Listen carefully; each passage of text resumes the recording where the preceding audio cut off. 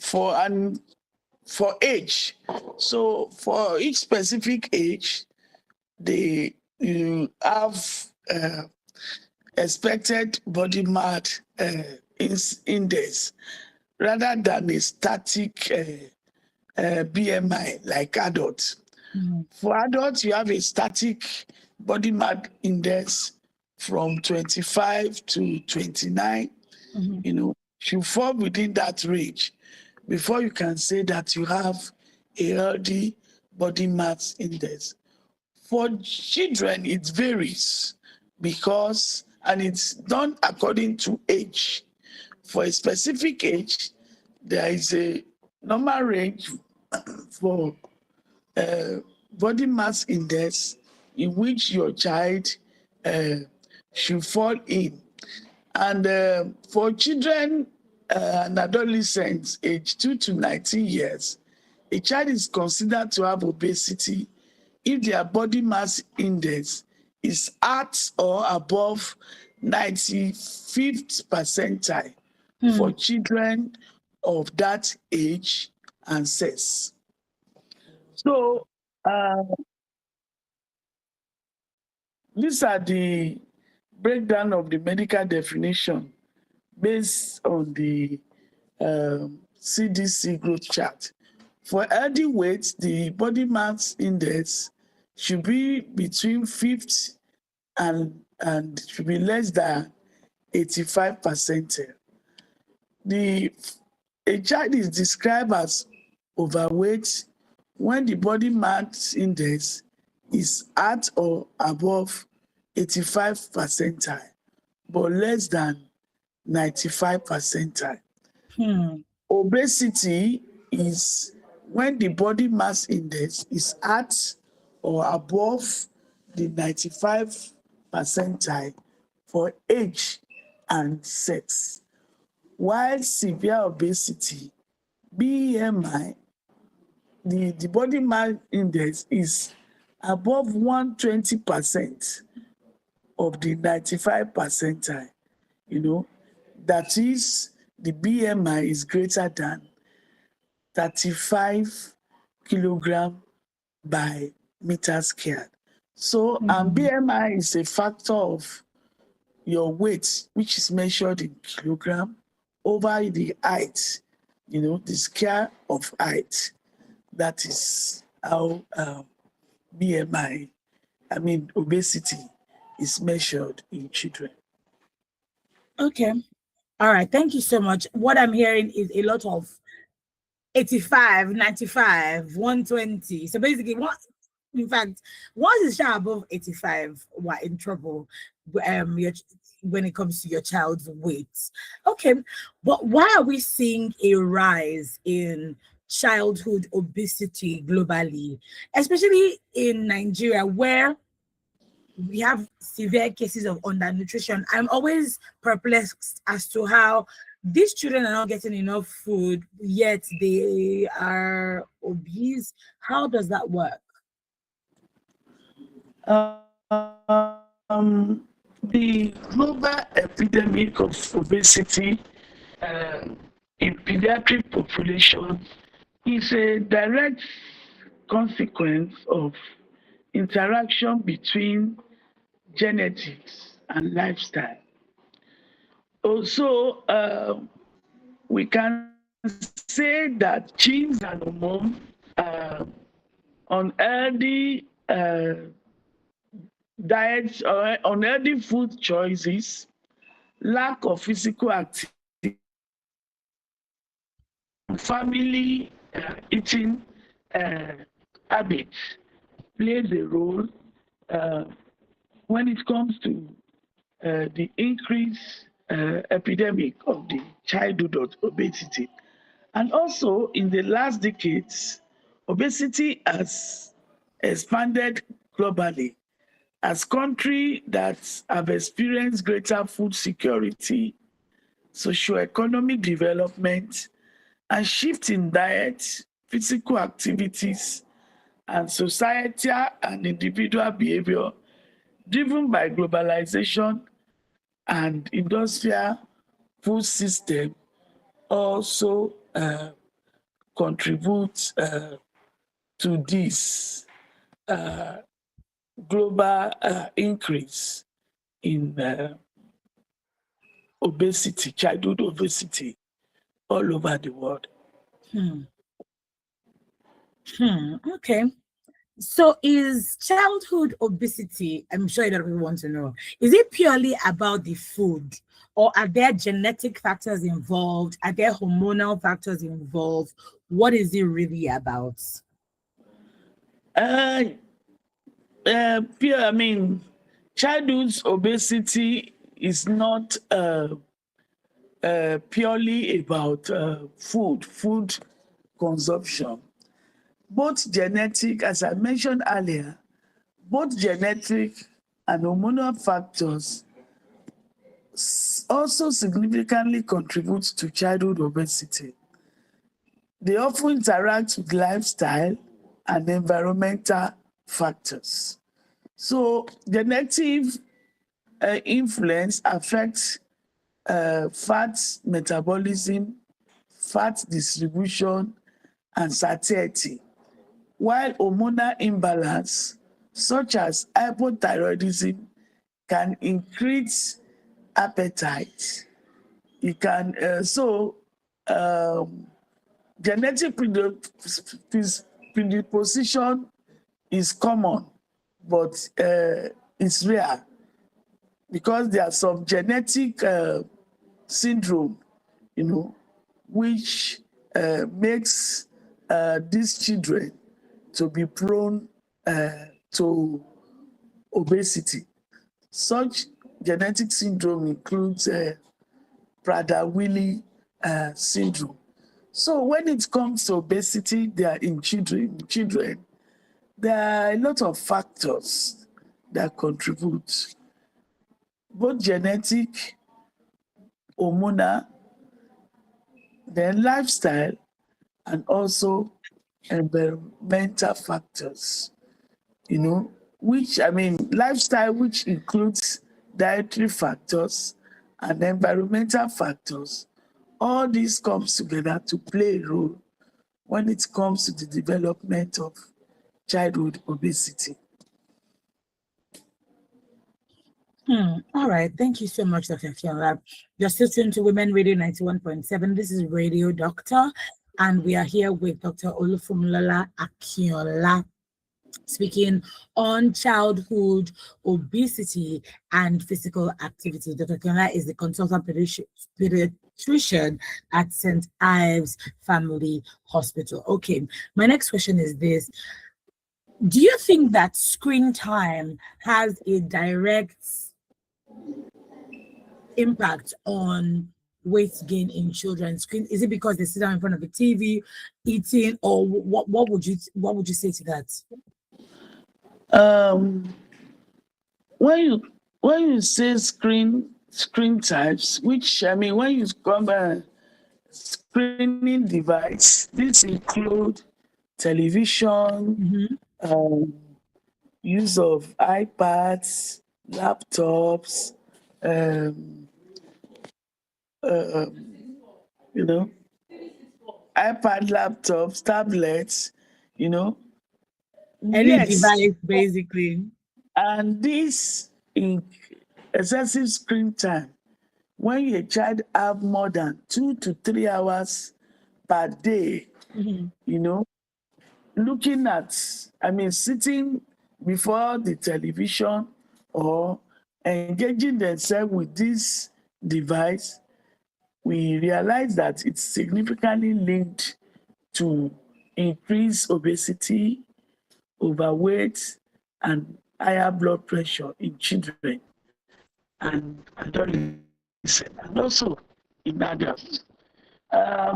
Because uh, excessive screen time, most of the time these children sit down in one position, watching the television or working with their iPad. It leads to sedentary behavior, and in between, they engage themselves in mindless snacking while viewing, all these devices. And there is exposure to food advertisements, which also promote unhealthy, high-calorie eating habits. So leading to rising BMI. And there is, in some study, a study was done, there is this odd of 4.5 times higher odd of being overweight when children sit, watching television, on engaging themselves, with this screen device. And so excessive uh, screen time contributes to significantly to increase weight gain. Okay, now a lot of parents believe that my child will outgrow the baby fat. No, leave my baby. My baby is chubby. Is this true? Like, there is natural baby fat, normal baby fat, but is it true that the baby would outgrow it, or is it dangerous thinking? Are we playing with fire? What we should know is that there is baby fat, and there is also when a baby is overweight or obese. When it comes to normal baby fat, which are described as chubby cheeks and roll, they disappear when these babies become more active. They usually slim down between the age of 2 and 5 years. But when it comes to excessive weight gain, obesity in childhood, this is not usually outgrown. And overweight toddlers, they are at higher risk of remaining overweight or obese as adults. Baby fat will disappear before the age of 2 years, but an overweight child, it will disappear because adipose tissue and cells has been laid down. So an overweight children, will eventually become an overweight adult. An overweight child will eventually become an overweight adult. Yeah. Okay, when I If, had my baby, care is not, if if care is care is not not taken, taken, okay, I understand you now. I understand you now. Now, what is the link between obesity and physical activity? A lot of I find that a lot of parents, a lot of schools even do not encourage physical activity. In my house, they know once it's 5 o'clock, I think I chase all of them outside. I don't care what it is they were doing inside the house. Go and play outside. But I find that a lot of parents don't encourage physical activity. I'm not even saying do exercise, play, run up and down, and things like that. Like, why isn't this very, very necessary for children?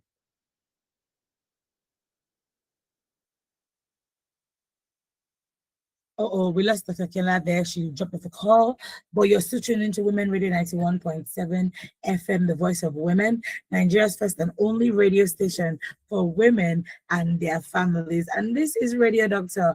We've been speaking to Dr. Akionla Olufumilola Akionla this morning on childhood obesity and physical activity. Dr. Akionla is the consultant pediatrician at St. Ives Family Hospital. And we've been talking about obesity, defining what obesity is. When I asked Dr. Akionla how we can measure it, she just said, as long as it's above 85, because there's obesity and there's a child being overweight, right?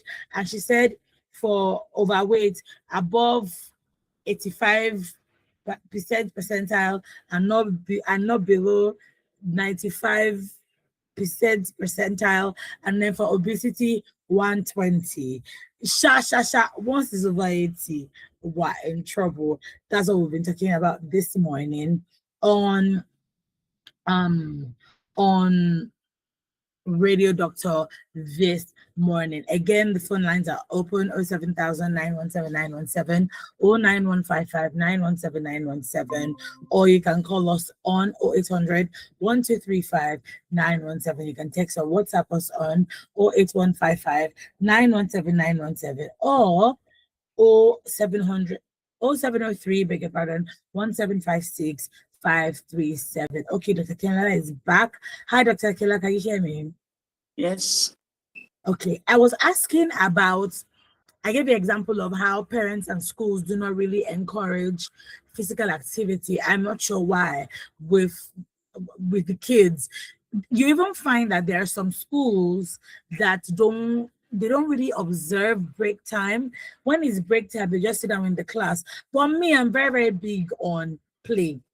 I had mentioned that in my house, once it's 5 o'clock, I chase everybody outside to go and play because I just go and play, but I find that a lot of parents don't do that. How do we encourage parents to get their children to be physically active?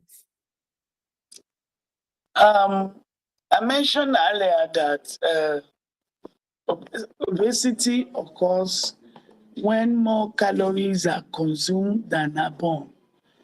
And with sedentary behavior like high screen time, this reduces energy expenditure. While physical activities encourage, that all these excessive calories are burned out, thereby preventing obesity. So, as much as possible, parents should encourage their children to be more physically active at home. Let these children, especially toddlers, let them play. I even mentioned that baby fats are born out when these children they started working and when they are involved in physical like running around the house. So parents should encourage physical activities either indoors or outdoors so that these children can burn out excessive calories which are deposited in the liver and in the adipose tissues, leading to.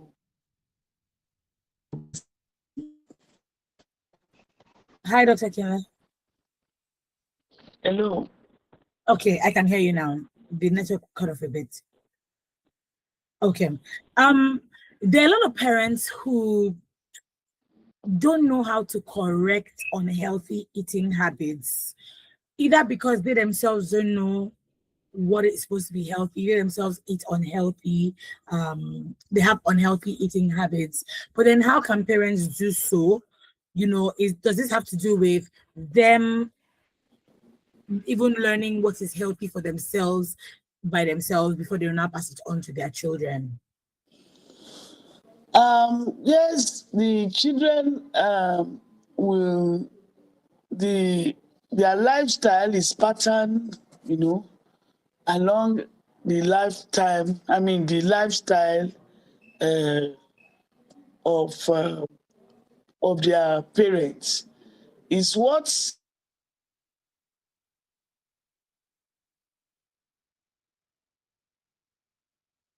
Hi, Dr. Kenya. Dr. Kiana has dropped off the call again.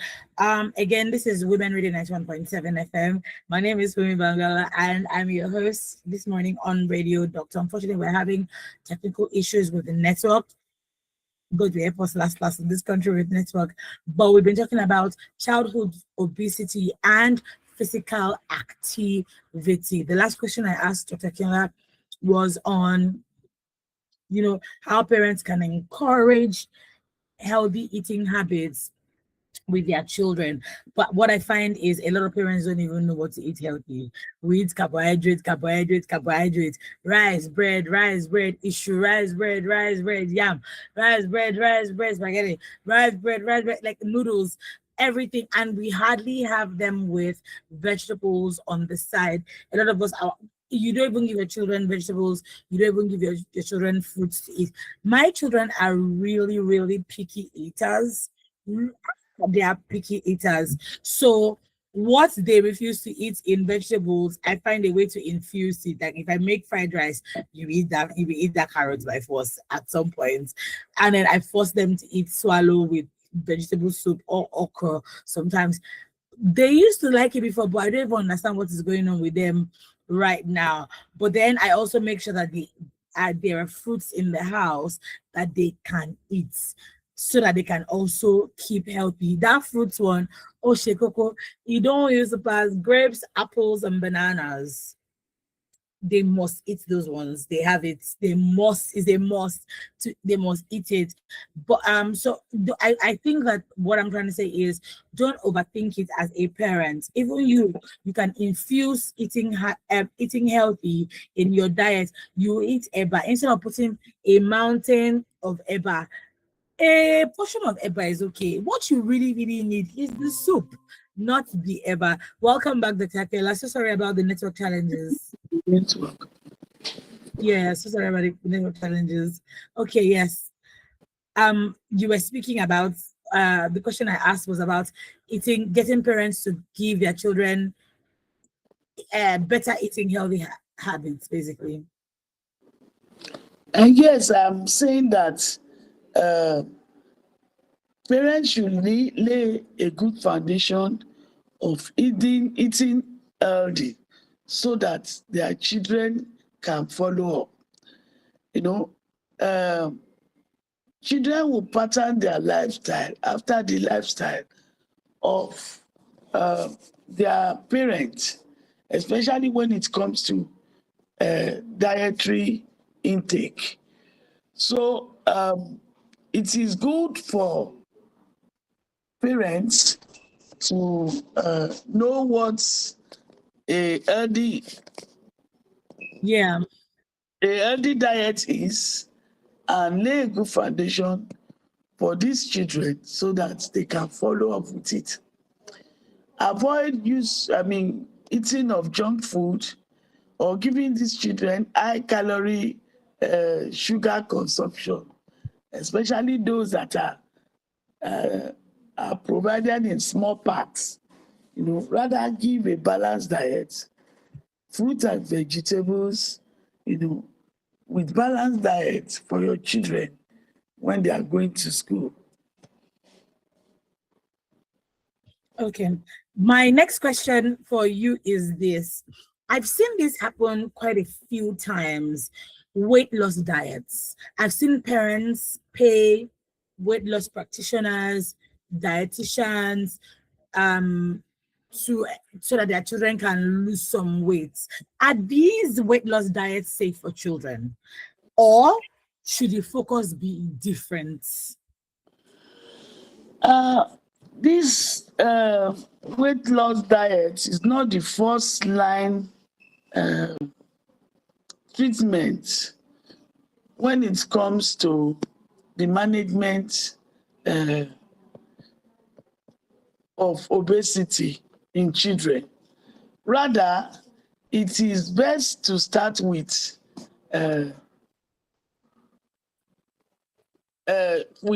dietary modification. Avoid use. The use. Eating. Eating high sugary drink. Avoid uh, taking junk food, and also ensure that these children are involved in physical activity. Avoid long and high screening times. When you put all this together, it's enough for some of these children to shed out their excessive weight rather than giving a weight loss pill for these children, which some of them also have complications that may affect these children. So use of weight loss pills is not the best. Rather, it's best to start with lifestyle modification, which includes dietary modification, increased activity, and also involve use of high calorie balanced meal and avoiding high consumption of sugar and junk food. Okay. Thank you so much, Dr. Kienla, for that. Again, you're still tuning into Women Radio right about now. The time is 23 minutes to 11. This is Radio Doctor, Nigeria's first free consultation program on radio, broadcast Mondays through Fridays, 10 a.m. Dr. Kienla, how can, what is the direct link between sleep deprivation and weight gain in children? If you are some like me who is always jumping or reading up on weight loss, how can I lose weight? How can I lose weight? One of the things that they tell us is you must sleep well. Does this also apply for children? Is there a direct link between not sleeping well, that's sleep deprivation, and weight gain in children? Yes, there is a direct link between sleep deprivation and weight gain, both in adults and also in children. Sleep deprivation drives weight gain by increasing hunger, increased appetite, and also it alters metabolism and reduce motivation for physical activity. And it often leads to 200 to 500 units of extra calories consumed daily. So insufficient sleep of less than 7 hours per day lowers leptin. And this leptin is the satiety hormone. It's the hormone that controls hunger, that tells you when to stop eating or if you need to eat more. And it boosts ghrelin, which is an hunger hormone that makes you to eat more. So there is increased cravings for high fat, high carb food. Okay. These are the links for when there is sleep deprivation. So it's increased hunger by releasing hormone that drives hunger, and also you reduce the hormone that controls satiety, and it's alter metabolism and also reduce motivation for physical activity. Okay. Thank you for that. My next question is this, okay, Kela. When we're talking about eating habits, in Nigeria, we don't know how to speak to people with their dignity intact, right? For instance, now if a child was bedwetting, there's a word you will call the child, share, you are ye, this. Same with like children, there's a name they call people who are on the big side. How can parents correct this without damaging their child's confidence? Because understand this, it's not like the child is the one that decided to be bigger themselves. It's obviously what the parent was giving the child to eat that got them to that state, whether overweight or obese. How can parents correct this without damaging their confidence? As much as possible, for most child that are obese, there is increase of they tend to have low self-esteem and body image issue. And there is also, some of them are also prone to mental health disorders, because obesity is linked to higher risk of depression and anxiety. And just as you mentioned, to make it worse, there is social stigma and discrimination, because most of them with obesity usually often face bias, bullying, or discrimination, which can cause social withdrawal, anxiety, and profound emotional distress. So, the role of the parent is, as much as possible, they should avoid using derogatory words, Yes. for these children. Fatty Bom Bom, Mm-hmm. Fatty Fatty, some of them they call them, they have various sort of names that the society use, for children with obesity.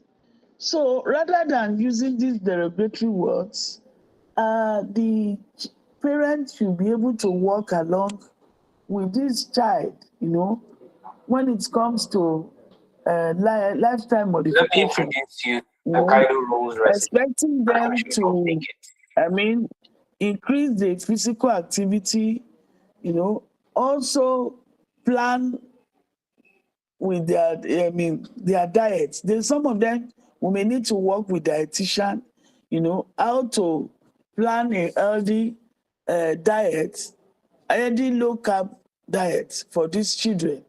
And also parents should also stick to this at home, Yeah. so as to help these children to, and also parents should also live a healthy lifestyle, lay a good foundation, for these children, so that they can lose their weight, shed the weight, and live a healthy life that is full of complication, that is, that is um, good enough to prevent complication from obesity.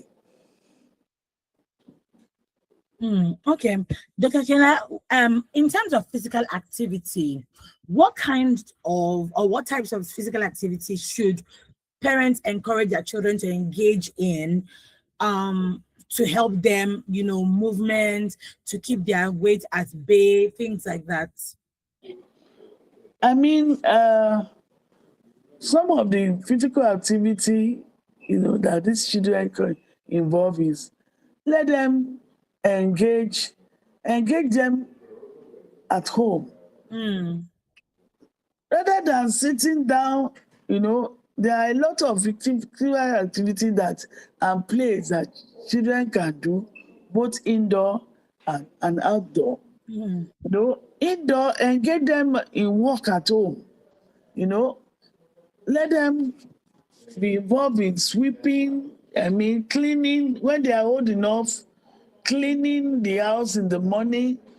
Let them, whatever little work that they can do at home, they should be part of it, rather than sitting down watching television, sitting down on their laptop, sitting down in one place and involving in munching and binging on snacks.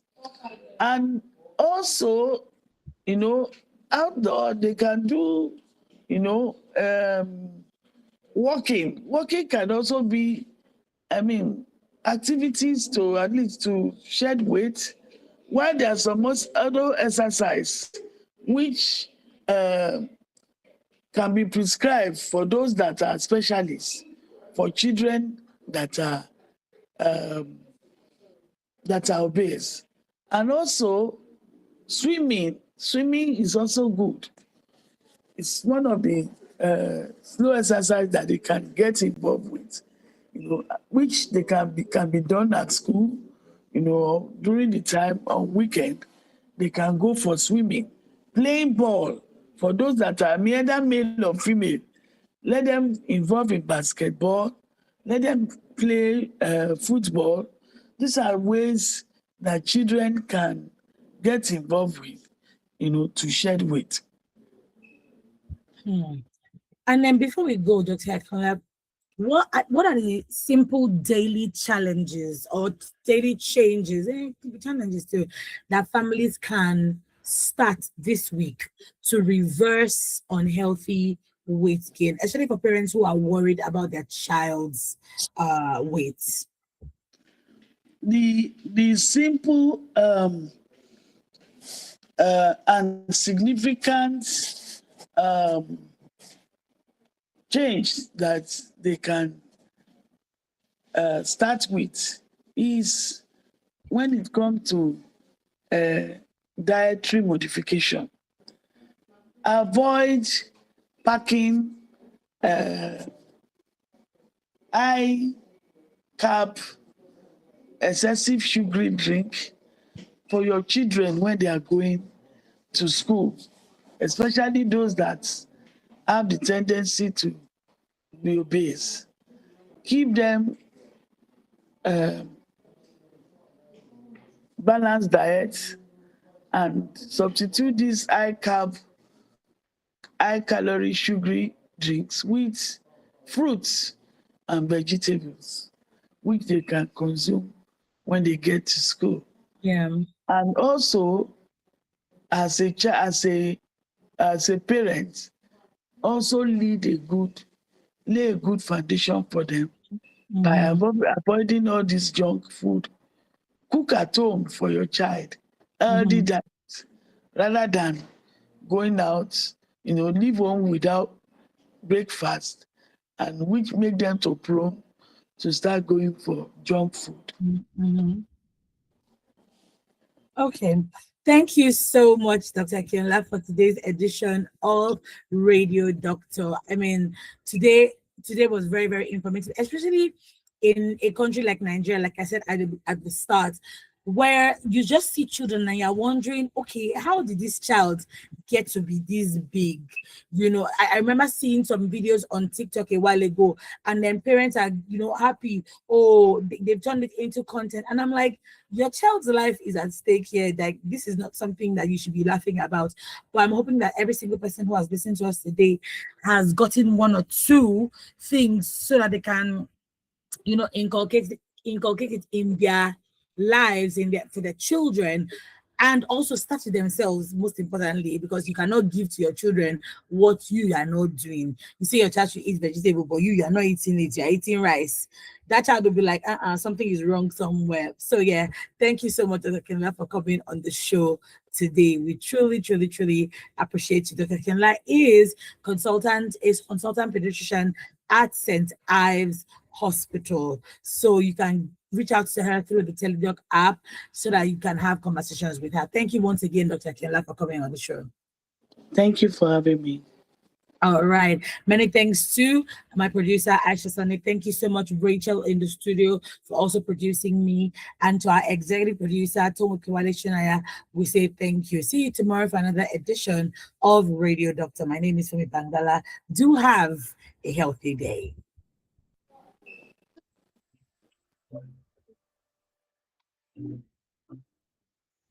We play Nigerian song all the time. WFX 91.7.